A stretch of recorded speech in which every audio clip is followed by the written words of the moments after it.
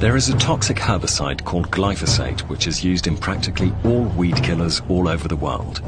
Monsanto, the North American giant agrochemical company, was the first to start selling it in 1974.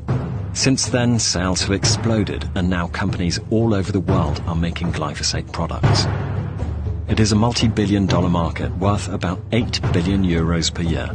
However, there is growing information coming out about the negative effects of glyphosate on the ecosystem, on plants, on insects, mammals, and other animals, including on human health. In response, a global campaign organized a mock court trial called the Monsanto Tribunal, which gathered 5 judges and dozens of witnesses from all over the world. Witnesses from Latin America showed how children and families living near glyphosate spraying areas developed diseases, birth defects, and genetic disorders. For plants, glyphosate can apparently lead to more diseases, such as the sudden death syndrome fungus and to new superweeds. For animals, scientists claim glyphosate is linked to malformations like extra limbs, to an increase in infectious diseases, or to more stillborn animals.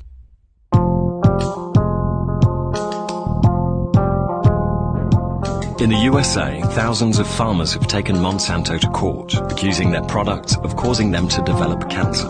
But Monsanto has always said glyphosate was as safe as salt. Well, we represent, our clients are individuals who have used Roundup either through agricultural work as farm workers, house gardeners, or employed as gardeners, or anybody that uses Roundup, all of whom who have developed non-Hodgkin's lymphoma, a specific type of cancer. But we have about 10,000 plaintiffs, individual people, currently, and we are getting hundreds every week, all over the country. It is thanks to these farmers and their families that we now have growing evidence about glyphosate.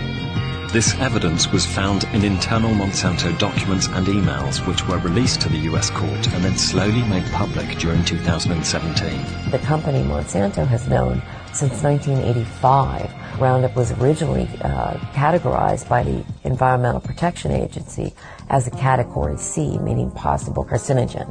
And unfortunately, what one would hope a company would do when they become aware of that is investigate and do more testing.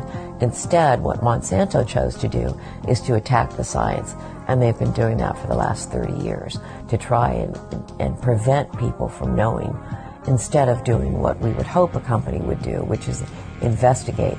Wow, if you find out that there is potential for your product to cause this horrible type of cancer, investigate, do more testing instead of trying to cover up.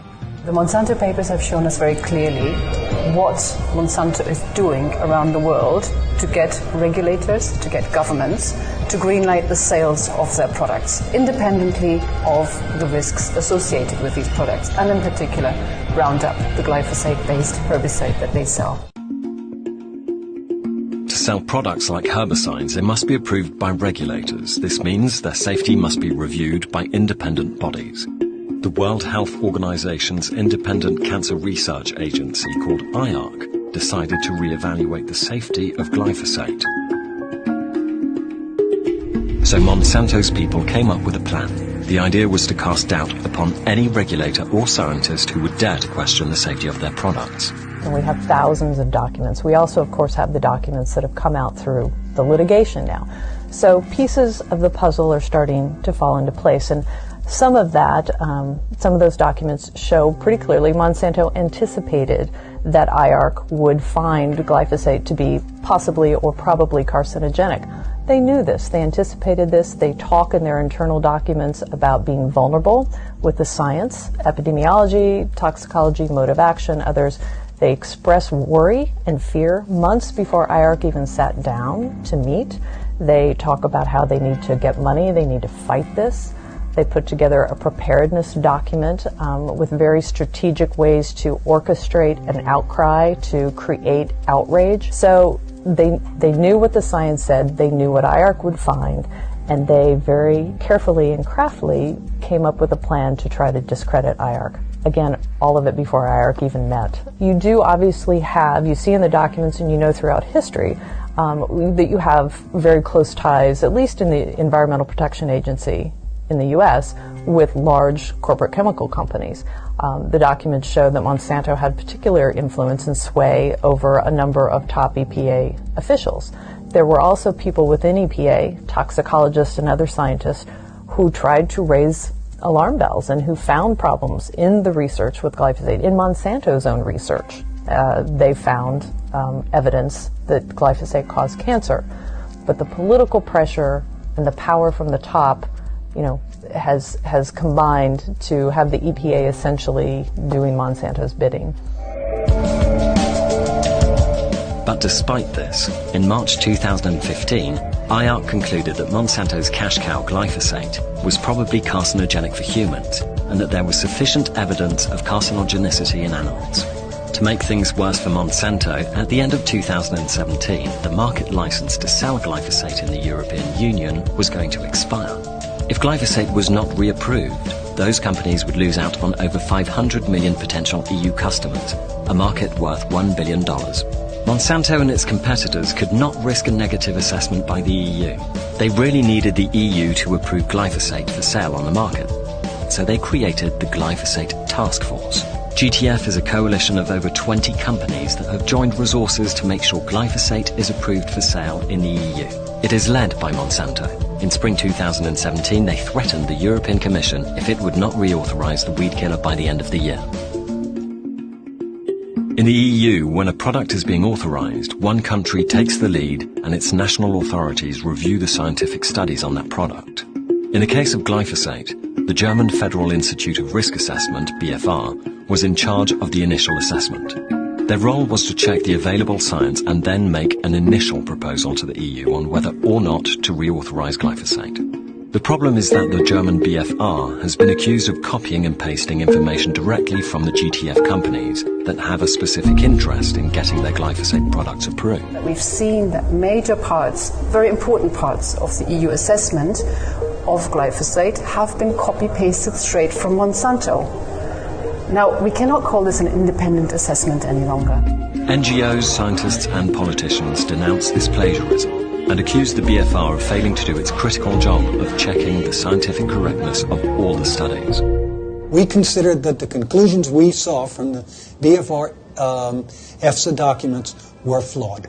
Scientifically, they used improper procedures, they ignored critical scientific evidence, they ignored the methods by which they should have been evaluating that scientific evidence, and they brought in evidence that was irrelevant to the discussions that they should have had.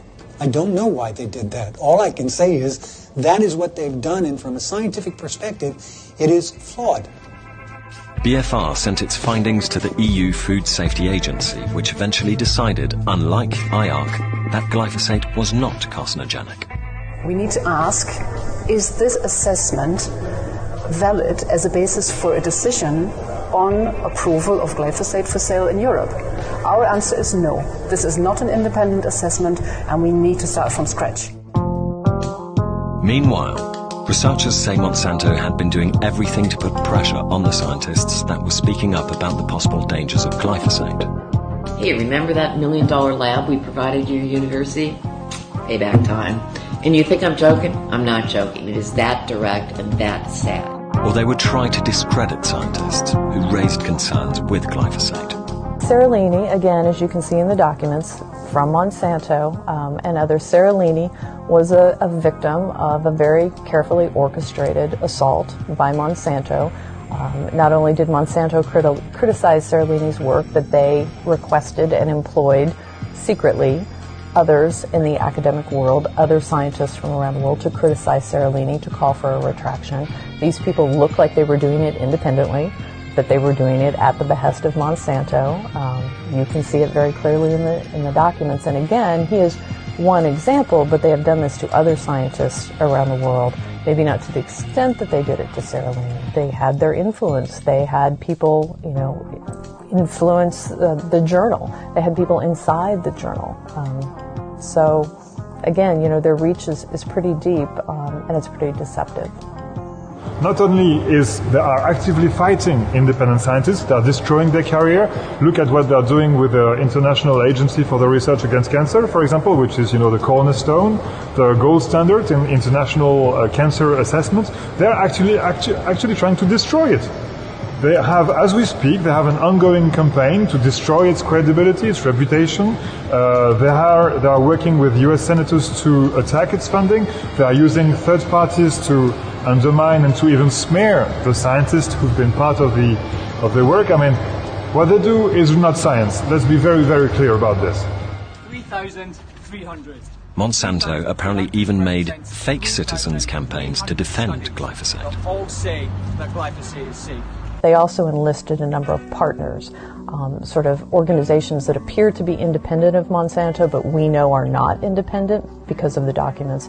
They enlisted them to write letters to the editor, to write policy briefs, to complain about IARC. They enlisted lawmakers to try to get funding stripped from IARC.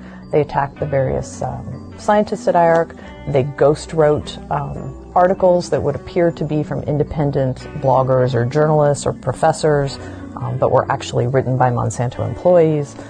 There's many, many different tactics that they employed to try to discredit IARC. Monsanto has also been accused of trying to influence journalists to make sure they don't publish stories that would harm their profits. There are very few journalists, I think, who like to take them on. It's not an easy road by any means. They come after you. They came after me. They still come after me with personal attacks and trying to discredit me and others, and many other journalists as well. Anyone who really tries to tell a story that they don't like. I've covered a lot of corporations. I've been a journalist more than 25 years. I've covered a lot of different industries and very powerful companies. I can say definitely Monsanto, has a much more aggressive style in terms of pressuring journalists. And they also, of course, we've seen try to pressure scientists. They are very assertive and very aggressive in their desire to spin the narrative to their own good. They even try to pressure citizens' campaign groups by sending them legal threats and trying to drag them through the courts. To get to the facts behind the glyphosate controversy, 4 Greens EFA members of the European Parliament decided to ask the EU Food Safety Authority for access to the studies. We specifically requested them, using the EU Freedom of Information laws, because the studies have never been made public in full. Unlike the UN Agency for Cancer Research, EFSA's assessment does not oblige the companies to publish their studies in peer-reviewed scientific journals, which means that we can't double-check if the science is correct. But in the EU, this doesn't seem to matter. I accuse the European authorities of committing scientific fraud. This fraudulent approach made it possible for the authorities to reinforce the conclusion originally drawn by the Monsanto-led glyphosate task force, the submitters of the dossier. When we requested from EFSA the studies they had received from Monsanto and its allies, they were denied to us in order to protect the commercial interests of the companies. All that we were allowed to see were the titles of the studies, the contents pages, and the annexes with tables of data in PDF format. Everything else was denied to us, so we took EFSA to court. You can't make proper public decisions unless you have the information in the public domain. I was here yesterday in this anonymous lawyer's office to see the secret studies that were paid for by Monsanto that are supposed to show that glyphosate is safe. This is no way to make decisions. As soon as Monsanto found out about this, they joined the court case too. So did Danish chemical company Cheminova. They basically want to make sure the studies are kept secret by EFSA. The German government also joined the case, but then, after the news came out in the press, they decided to withdraw. The judges in the European Court of Justice will now have to decide whether preventing public access to the scientific studies on glyphosate is justified or not. So what do we do now? We've already seen the power of people's campaigning. When the debate started in the EU, glyphosate was originally going to be renewed for 15 years, but the European Parliament resisted this and called for glyphosate to be phased out after 5 years. And the governments of the EU were also feeling the pressure from the citizens. Although they voted on the prolongation of glyphosate's license 3 times, they always failed to reach an agreement. And so the European Commission had to take the final decision. And supported by a very small majority of member states, they decided to prolong glyphosate's license, but only for 5 years. So now we have 5 years. 5 years to end this toxic charade. I think, as a journalist, I just want to have the truth be out there. And I think that regulators and members of the public, members of the press, need to pay more attention to the truth, to the actual, authentic, independent science. Because the evidence shows us very clearly that the science that regulators have been relying on is not true, it's not authentic, it's manipulated. Determined to uncover the truth, the European Parliament has launched a special inquiry committee to shed some light on the glyphosate controversy. Our members in the Greens EFA group will push to make sure that difficult questions are asked and that the truth is really revealed. We want to evaluate the whole process works, if independent science is taken into account and not dismissed.